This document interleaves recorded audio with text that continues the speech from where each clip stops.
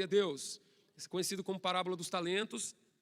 E a parábola, ela é uma das partes da Bíblia. Tem partes da Bíblia que é necessário um esforço hermenêutico, um esforço exegético. O que eu quero dizer com isso? Às vezes o texto é tão imbricado, às vezes o texto é tão complexo, às vezes as palavras elas não são cadenciadas de forma lógica, que é necessário ter ferramentas bastante sofisticadas e um vasto conhecimento teológico, contextual, gramatical, para que possa trazer à luz a revelação daquele texto obscuro. Existem muitas partes da Bíblia que são partes obscuras, mas esse não é o caso. O que nós temos aqui é um texto praticamente autoexplicativo. É um texto praticamente que o texto quer dizer é exatamente aquilo que ele está dizendo. Está estampado, está escancarado. Como diz os advogados nas suas peças, é de uma clareza solar, inequívoco. A mensagem da parábola dos talentos. Inequívoco. Inequívoco a parábola dos talentos, pelo fato de que nós fomos dotados por Deus de uma capacidade. Segundo a palavra de Deus, os talentos é dado em função da capacidade. Ao ler a Bíblia King James, BKJ, aparece junto com a palavra capacidade, da seguinte forma, que o talento foi dado pelo Senhor de acordo com a capacidade pessoal. Então aqui ainda está assim, que foi dado de acordo com a capacidade de cada um. E na King James está dizendo que foi dado de acordo com a capacidade pessoal. Ou seja, o talento aqui é uma dotação, é um dote que Deus dá a cada um, de forma personalíssima. E o que significa isso? Que há uma natureza, há uma natureza pessoal naquilo que Deus dá.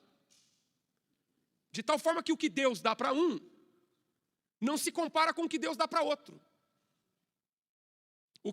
A maneira como Deus opera em um, é diferente da maneira como Deus opera no outro.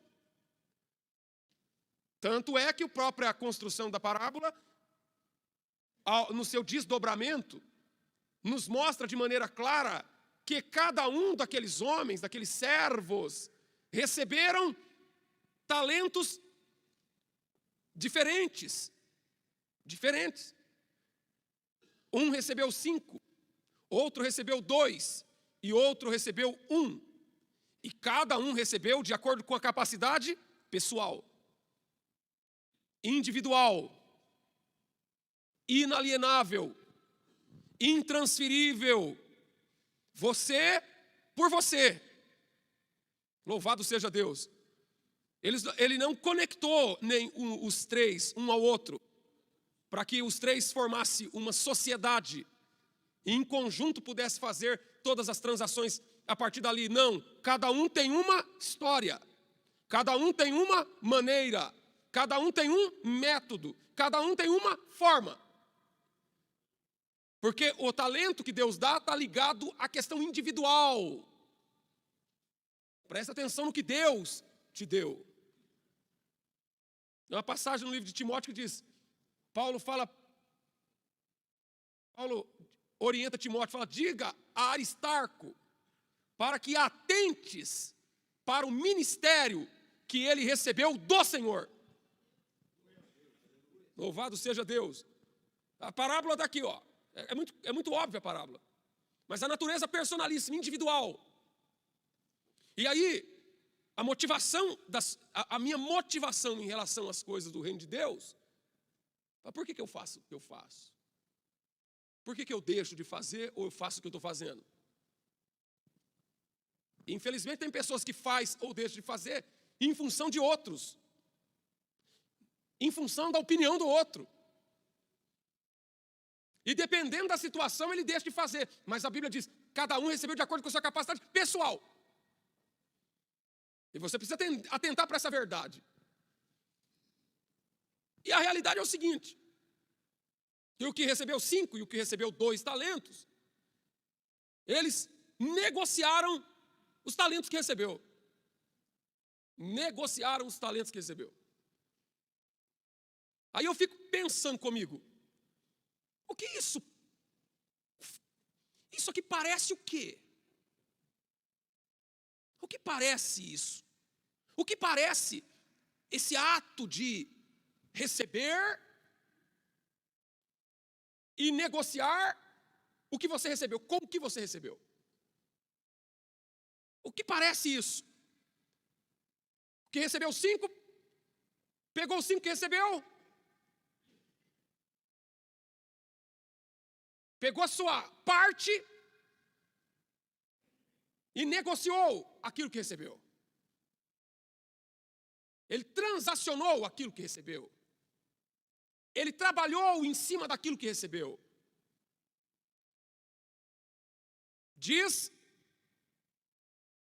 Dizem, e eu sou partidário, sou signatário dessa opinião, desse pensamento, comungo com a ideia desse pensamento, que no cemitério estão sepultados com seus autores os melhores livros, que no cemitério estão sepultados com seus projetistas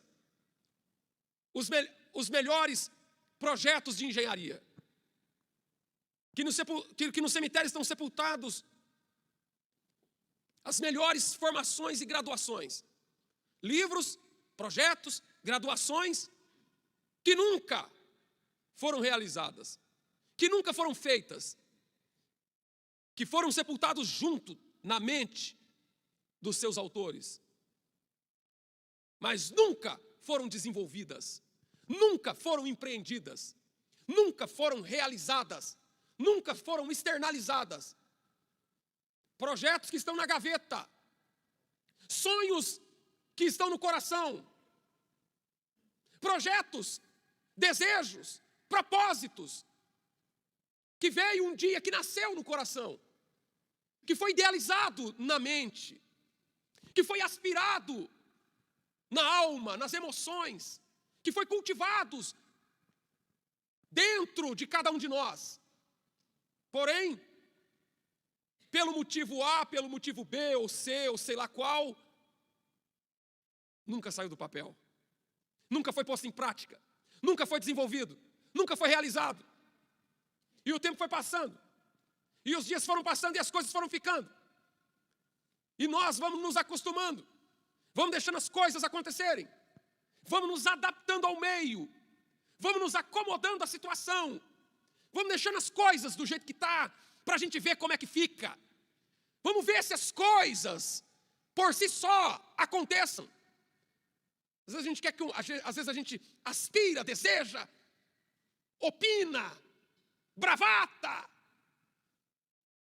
querendo que uma circunstância mude, que dê uma guinada, que venham novas oportunidades, que pairem uma nova atmosfera de mudança, de perspectiva, de um novo momento, de um novo passo.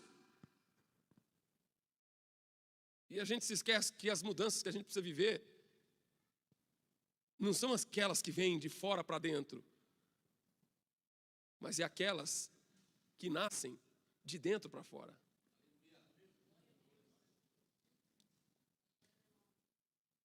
James Cameron é um cineasta, um dos mais célebres cineastas de Hollywood.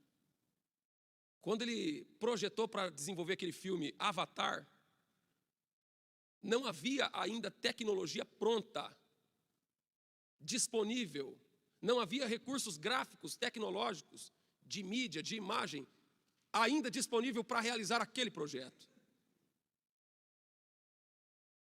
E se você estiver esperando que as coisas estejam, se você estiver esperando que as coisas, que os planetas estejam alinhados, que todas as pessoas estejam em perfeita harmonia, que todas as coisas estejam assim à sua disposição para você começar a desenvolver aquilo que Deus deu ao teu coração, deixa eu dizer, talvez você nunca vai fazer. E é muito fácil nós arrumarmos desculpas, muito fácil nós nos apoiarmos nas muletas, em muletas de justificativas, para camuflar a nossa desistência, para camuflar a nossa negligência, para camuflar a nossa preguiça. E nós podemos elencar uma série de justificativas. Um cabedal de justificativa para dizer por que você não fez, por que você não foi, por que você não vai, por que não vai e tal. E a gente pode traduzir o quê? O Senhor deu o talento. O Senhor deu a capacidade. O talento na medida da capacidade é o frio na medida do cobertor. O talento é na medida da capacidade. E muitas vezes o Senhor dá o talento na medida da capacidade e a gente fica se dizendo, mas eu não tenho condição. Mais isso, mais aquilo outro, mais tal, mais. E a vida inteira vai rolando. A vida inteira vai rolando. Vai empurrando com a barriga. Vai seguindo essa mesmice. Mas o talento está ali presente. Está aqui, olha, recebeu 5, granjeou, mais 5. Pergunto para você, é fácil granjear mais 5? Nunca houve tempo fácil para ninguém que quer fazer a diferença. Nunca houve tempo fácil, irmão. Você pode perceber, do tempo que eu sou criança, desde a minha infância, que eu assisto o telejornal, que eu ouço os noticiários, eu nunca vi uma época em que não teve crise no Brasil. Eu nunca vi falar de uma época, se com vocês for diferente, vocês podem me dizer. Não, pastor, teve uma época que não tinha crise no Brasil, não tinha problema nenhum. Sempre foi fácil. Teve uma época que era mais fácil. Agora, é o seguinte, se você não fizer agora, amanhã vai ser mais difícil. E daqui 5 anos vai ser mais difícil de fazer o que é para ser feito hoje. Cada dia que passa é mais difícil, cada dia que passa é mais complicado, cada dia que passa, e nunca vai ter um tempo bom para fazer. Nunca vai ter uma época em que não vai ter crise, em que não vai ter impedimento, Agora, se você ficar esperando que as coisas venham na bacia das almas, se você ficar esperando que as coisas aconteçam num passe de mágica,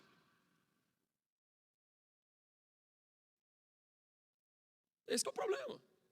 Esse que é um dos grandes problemas da parábola. Deus quer te usar. Irmão, igreja é lugar de pessoas. E pessoas são imperfeitos.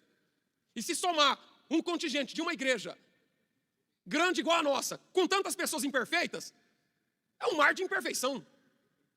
Tem problema para dar e vender. É uma coisa maravilhosa.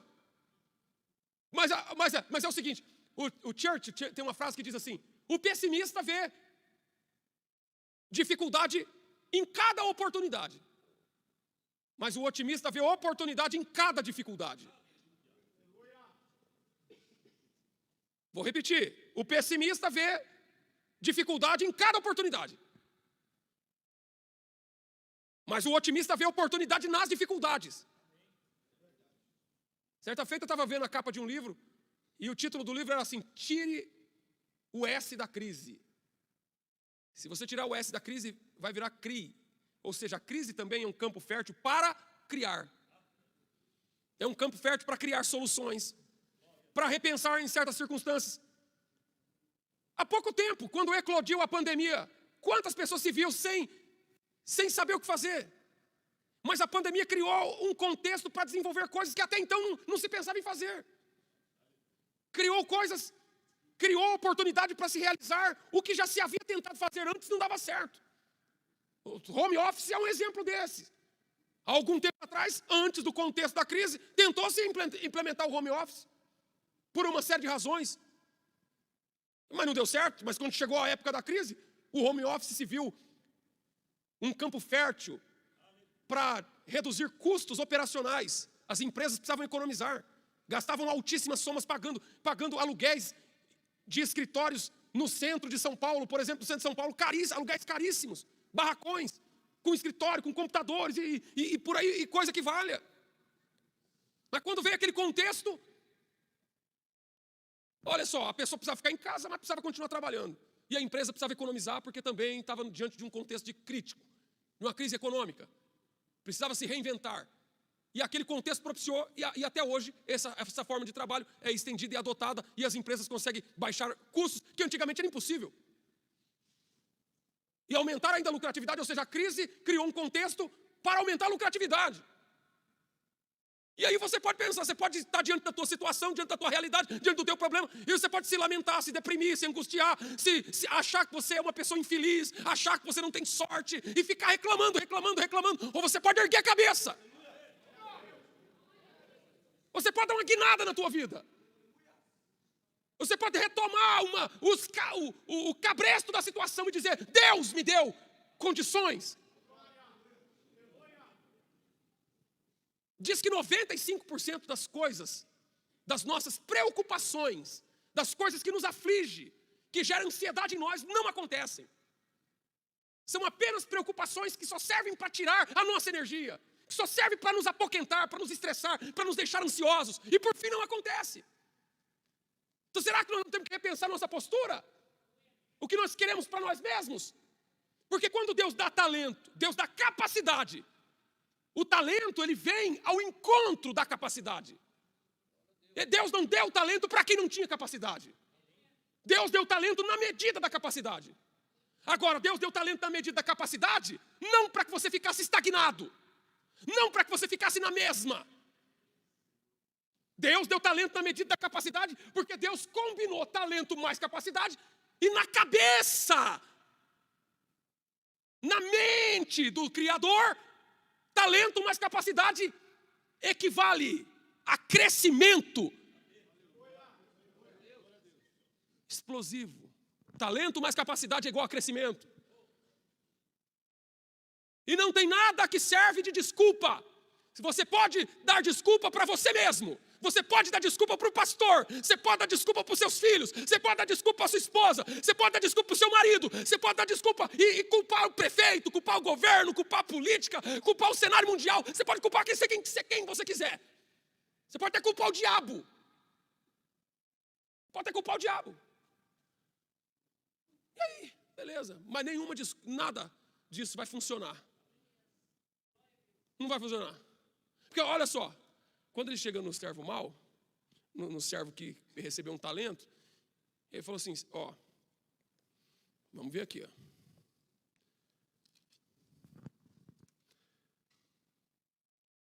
Mas chegando também o que recebera um talento, disse, um talento. Senhor, eu conhecia-te. Meu Deus. O camarada já chegou se condenando. Ele já chegou se entregando, porque ele disse, eu conhecia-te. Eu sei exatamente quem é o Senhor.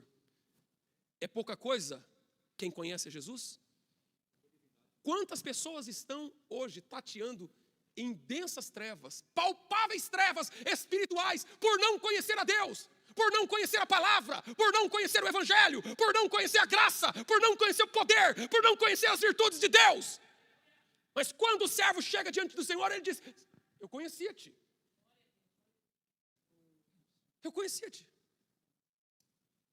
Eu conhecia-te. É lamentável isso. Porque da própria boca dele, ele diz, eu conheci esse Deus. Eu sei o que esse Deus é capaz de fazer. Eu sei a história desse Deus. Eu sei da maravilha desse Deus. Eu sei do poder desse Deus, da grandeza desse Deus, da magnitude desse Deus, da virtude desse Deus, da envergadura desse Deus. Conhecia-te. Eu sei que és duro. Tem gente que pensa que o Evangelho, como diz o pastor Alcides, tem gente que pensa que o Evangelho é talquinho. É água com açúcar, é água de rosa. Ah, irmão, eu sei, eu conheço o Senhor. E sei que o Senhor é duro na queda. Está achando que Deus dá moleza para alguém, irmão? Esse Deus, irmãos, nós estamos vivendo uma época em que existe no mundo ocidental aí, que os que entendem os tempos modernos, eles falam da era da desconstrução. A desconstrução da masculinidade. E a desconstrução do Evangelho, a desconstrução da Bíblia, a desconstrução dos valores, a desconstrução de tudo. E também há uma desconstrução de Jesus e de Deus. Como se Deus fosse assim, como se Deus estivesse pedindo pelo amor de Deus, para as pessoas servir a Ele. Como se Jesus dependesse de nós. Você acha que Jesus precisa de mim, de você, para que Ele continue sendo glorificado e exaltado? Irmãos, você sabe o que eu penso dentro de mim? Que o povo de Deus está na terra. Os filhos de Deus estão na terra. E eu penso assim, o nome do Senhor é adorado e glorificado e clamado a cada segundo pelo povo dele na terra. Inconscientemente, o povo de Deus está na presença do Senhor, adorando o nome dele, sem faltar 1 milésimo de segundo, sem parar. Sem parar. Diuturnamente o povo dele está aqui, ó. Numa hora dessa deve ter gente na Coreia, deve ter gente na África, deve ter gente no Japão, deve ter gente na Inglaterra, deve ter gente na América do Norte, deve ter gente na América Central, deve ter gente em vários lugares do Brasil, orando, buscando, adorando o nome do Senhor. E aí quando nós terminamos, quando um termina para ir fazer outra coisa, para ir trabalhar, para cuidar de outra coisa, entra outro grupo sem saber que terminou, e ele está retomando, e começa a adoração. E Deus, irmão, tem o povo dele na terra, tem os santos, o salvo, a igreja, a coluna e a firmeza da verdade. O povo dele está ali, aleluia. Nós somos escolhidos para fazer esse trabalho. Aí o pessoal fala, não, nós não podemos mais pregar o Deus do Antigo Testamento, das trovoadas, o Deus fulminante. Irmãos, é esse Deus que eu quero pregar. É esse Deus que eu vou falar dele. E tem gente que fala, não, você tem que falar que Jesus, porque Jesus é amor, é paz e amor. Irmão, você acha que Jesus é hippie? Paz e amor é hippie, irmão. Deus é o Deus da guerra, Jeová Sabaoth. Deus é o Senhor do céu e da terra.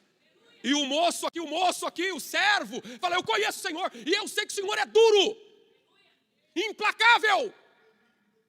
E eu não quero servir um Deus que não seja duro, não, irmão. Eu não quero, irmãos, eu não quero servir um Deus que seja a aguinha com açúcar, não. Eu quero servir um Deus que seja pedreira mesmo, irmão. Jesus falou assim, ó, Jesus é a pedra angular de esquina. E está dizendo, maldito aquele que tropeçar nessa pedra. Ai daquele que tropeçar nessa pedra. Louvado seja Deus. E na visão de Nabucodonosor, uma pedra é lançada sem auxílio de mão e pega no pé da estátua. E a estátua inteira desmorona do alto da cabeça abaixo. E todos aqueles impérios viram pó. Você acha que esse Deus é o Jesus que esse povo anda falando por aí? Louvado seja Deus, eu quero servir um Deus desse jeito que seja duro. E eu sei que ele é duro, eu sei que ele cobra, eu sei que é isso mesmo. E que o nome dele seja glorificado. A Bíblia diz, irmãos, olha só. Quem mais conhece a Deus é o diabo. E a Bíblia diz que o diabo crê tanto em Deus, crê e estremece. Sabe quem ele é. Só é um rebelde. Mas está aqui, o servo diz, eu sei que o Senhor é duro. Que o Senhor colhe, está aqui, ó, versículo de número 24. O Senhor ceifa aonde não semeou. Deus colhe aonde ele não plantou. As leis da semeadura valem para mim, para você, mas para Deus não. Deus não precisa semear para colher. Deus não precisa se submeter a essa lei. Ele colhe aonde ele não plantou. Louvado seja Deus. Você acha que Deus vai ficar... Não, ele colhe onde não plantou, porque senão ele não tinha condição de transformar a água em vinho. O processo para transformar a água em vinho sem auxílio da parreira é tão complexo que ele teria que formar uma fábrica, uma usina nuclear poderosíssima para conseguir fazer aquele processo acelerado da água para o vinho. Mas quando Jesus transformou a água em vinho, ele trouxe o vinho sem ter plantado vinha nenhuma. E você sabe por quê? Porque tudo que tem no céu e na terra já é dele. E que ajunta onde não espalha. Louvado seja Deus. Ele ajunta aonde não espalha. E eu, atemorizado, escondi na terra o teu talento. É absurdo o nível de consciência que esse moço tem. É um escândalo, é chocante a realidade que ele tem presente, porque ele diz a palavra com precisão cirúrgica. No X da questão, eu te conheço. É uma coisa forte. Sei exatamente qual é a tua natureza. E sei que o Senhor tira da onde não tem. Então não tinha disso, que se ele sabe que esse Deus que ajunta onde não espalha e que colhe onde não planta, está com ele. Ou seja, a gente sabe que para ajuntar tem que ter espalhado, isso no campo natural. Mas no campo sobrenatural, Deus vai fazer o milagre dele acontecer. E ele diz assim, está aqui o teu talento, o teu, é dele. Aí Deus diz assim para ele assim, mau e negligente servo. Sabes que ceifo onde não semeei, e ajunto onde não espalhei. Por que você não deu dinheiro então e colocasse na poupança para render juro de poupança? Pelo menos você traria um jurinho aqui para mim. Irmão, vou falar uma coisa para você. Uma vez eu disse assim, uma vez eu vi uma frase que eu concordo. Assim, você não pode dever para o Estado. Você pode dever para quem for, mas se você dever para o Estado, você está lascado. Outra coisa, não pode dever para Deus. Porque olha, Deus falou assim, o Senhor falou, você podia ter colocado esse dinheiro na poupança no banco e colocado para render juro. Mas você vai enterrar e vai entregar o mesmo tanto. Não, rapaz, eu só quero com juro. Cadê pelo menos o juro? Pelo menos o juro. Pelo menos o juro do banco. Agora você vai ter essa desfaçatez de entregar o mesmo tanto. Você é mau e negligente servo. E daqui a pouco, um pouco mais para frente, nós já estamos finalizando, ele chama o servo de servo inútil. Inútil. Agora, aqui é o grau é o padrão de Deus. É o padrão. Você quer servir esse Deus, irmão? Pensa bem o que você vai fazer da tua vida. Porque assim, olha só, se você emprestou, vamos supor, eu empresto o carro para vocês, o meu carro está ali. Você fala, pastor, o senhor empresta meu carro para ele em Morungaba? Ah, tá o carro, tua chave, vai lá em Morungaba, faz o que você precisa. Aí se você vai devolver o carro, você fala, rapaz, eu peguei o carro com meio tanque. Se você entregar o carro com meio tanque e do mesmo jeito que você entregou, eu já vou achar que eu estou no lucro. Porque se o carro não veio arranhado, se o carro não veio batido, se não teve nenhum problema, você foi e voltou, falou, ufa, escapei. Se eu te emprestar, se você falar para mim, pastor, me empresta 100 conto, e daqui 10 dias você me devolver 100 conto, aí eu falo, rapaz, beleza, podia ter levado o chapéu em 100 conto. Se a pessoa vem com o dinheiro que você deu igualzinho, você não perdeu nada. Pergunto para você, o que Deus perdeu aqui nessa história? Quando o rapaz enterrou o talento, Deus não perdeu nada, não teve prejuízo algum. Mas para Deus, irmão, empate é prejuízo. Na mente de Deus, empatar é prejuízo. Fala assim, Jesus, você acha que quando você veio para a igreja, Jesus arrancou você do boteco, da prostituição, do adultério, do homossexualismo, arrancou você lá da corrupção, trouxe você da droga, do crack, trouxe você da mentira, chegou aqui, ele já te remiu com o sangue do filho dele. Você já recebeu o perdão dos seus pecados, toda a tua dívida foi quitada, você não deve mais nada. Não bastasse isso, passado algum tempo, você foi batizado nas águas, novo nascimento. Depois batizado com o Espírito Santo, ficou cheio da presença do Senhor, do Espírito, começou a falar mistério. Daqui a pouco Deus começou a te visitar com dons espirituais. Você que não era nada, agora louva, agora prega, agora canta, tem atividade na igreja, Deus te usa poderosamente. Você acha que todo esse investimento que Ele fez em mim e você é para empatar? Você acha que todo esse investimento que Ele fez em nós é para empatar? Ou você acha que Ele quer ganhar dobrado? Para Ele o bom é quando dobra. Você tem que devolver pelo menos o tanto que Ele te deu. Irmão, se você aceitou Jesus e ganhou pelo menos um da tua família, então você já dobrou, já está valendo. Para Deus, você já está servindo para alguma coisa. E não sou eu, isso não é uma opinião minha, para Deus você está servindo alguma coisa. Se você ganhou um e entregou 2, você já está servindo para alguma coisa. Agora, se você ganhou um só, você vem só para receber. O que nós temos o quê? Uma era em que as pessoas buscam o evangelho para quê? Para receber. Avisa para o povo, propagandeia por aí. Se o caso for para receber, se for para receber, eu estou dentro. Como diz, se for para receber, Salim sou eu. Se for para pagar, Salim sou eu. Salim saiu. Agora, se for para receber, Salim sou eu. Então, o que tem de gente de Salim sou eu? Por quê? Se for para receber, eu estou dentro. Se for para receber, conta comigo. Se fosse para receber, TMJ, tamo junto. Irmão, você acha que é isso? Esse é o plano de Deus? Deus não investiu em você para empatar, irmão. Deus investiu em você para você render. Deus investiu em você para você dobrar. Deus investiu em você para você bombar, meu irmão. É para bombar. Esse negócio que Deus colocou na tua vida é para render, é para dar certo, é para lucrar. E Ele não aceita menos que isso, não. Esse é o padrão de Deus. Esse é o padrão de Deus. Essa é a medida de Deus. A medida dele é essa. Você pode achar que Ele é exigente. Você pode achar que Ele é exigente. Você pode não gostar da exigência. Mas Ele não chamou você para você ficar aí. Mais um. Não, pera aí. Negativos. Neca. Sai fora. Você está no lugar errado. Aqui o negócio é multiplicação. Aqui o negócio é crescimento. Aqui o negócio é para aumentar. Aqui o negócio é para dar certo. Com essa cara lavada, com essa cara de pau, chegar lá. Porque ele podia falar assim, rapaz, o senhor me entregou um talento, eu enterrei, está aqui o teu talento, inteirinho, do jeitinho que o senhor me entregou. Do jeitinho que o senhor me entregou, não tem um arranhão. Tá aqui, ele ainda teve, eu penso como é que ele ainda teve o trabalho de envolver num lenço de veludo. Para não arranhar, para não dar nenhum prejuízo de nada. E quem sabe ele achou ainda que fez vantagem por causa da prudência, por causa da cautela. Não, sabe, eu ainda fui cuidadoso. Guardei, tá aqui, o que o senhor me deu está aqui, ó, do jeitinho que o senhor me deu. E, irmão, a casa caiu para o homem. O negócio deu ruim. Mau e negligente servo. Você não passa de um inútil. Oh, irmão, se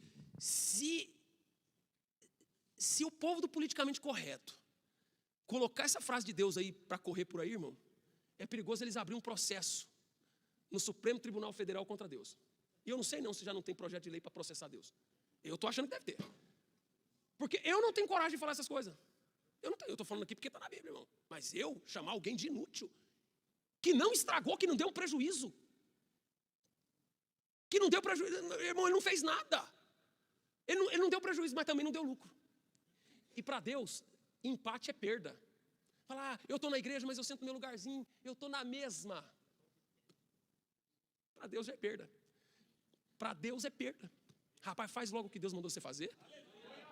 Levanta dessa cadeira, chacoalha essa poeira, arregaça essas mangas, erga a cabeça e para de ficar com desculpa, com conversa mole, com reclamaçãozinha besta, que não leva a lugar nenhum. Louvado seja o nome do Senhor. E acorda para a realidade das coisas de Deus, irmão. Cai na real. Cai na real. Pelo amor de Deus. Para de falar que você está velho demais. Para de falar que você está doente demais. Para com essas coisas, irmão. Você está vivo aí respirando. Aleluia. Você está cheio da presença de Deus. O Senhor investiu em você. Você pode ajudar. Aleluia. Glória a Deus. Se você não tiver nada para fazer, pega o WhatsApp, o Facebook, publica lá um versículo lá, irmão. Mas para de curtir coisa que não agrada a Deus. Para de compartilhar notícia ruim. Você fazendo isso, você já vai estar ganhando, já vai estar somando para o reino.